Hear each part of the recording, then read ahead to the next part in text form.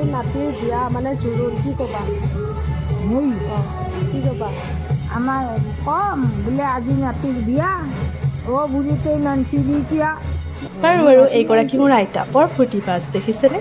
আৰু তাৰ পাছত আমি সকলোৱে সাজি কাচি বৌক জোৰোণ পিন্ধাবলৈ বুলি ওলাই আহিলোঁ মই পিন্ধিছিলোঁ এখন উকা ৰিহা আৰু উকা মুগা মেখেলা তাৰ পাছত মাৰ কাষতে বহি ল'লোঁ মোক বাৰু কেনেকুৱা লাগি আছে জনাবচোন দেই আৰু এয়া বৌহঁতৰ ঘৰত এইগৰাকী মোৰ ধুনীয়া বৌজনী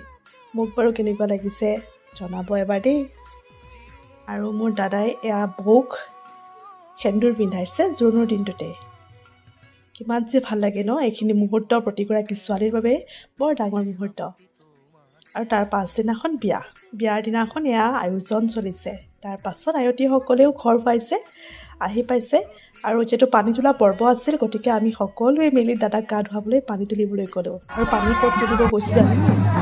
গৰখীয়া গোঁসাই মন্দিৰত তাত এটা বৰ ডাঙৰ পুখুৰী আছে সেই পুখুৰীটোতে আমি সকলোৱে মিলি পানী তুলিলোঁ দাদাক গা ধুৱাবৰ বাবে আৰু এয়া প্ৰশ্নসোধা পৰ্ব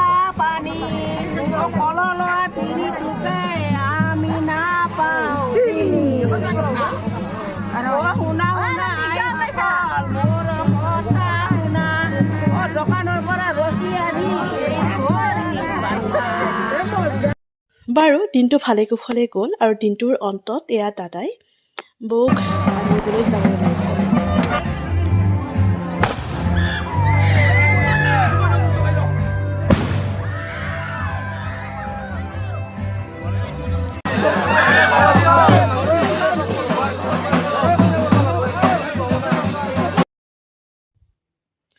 বিয়া শেষ আৰু বৌ আহি পালে আমাৰ ঘৰ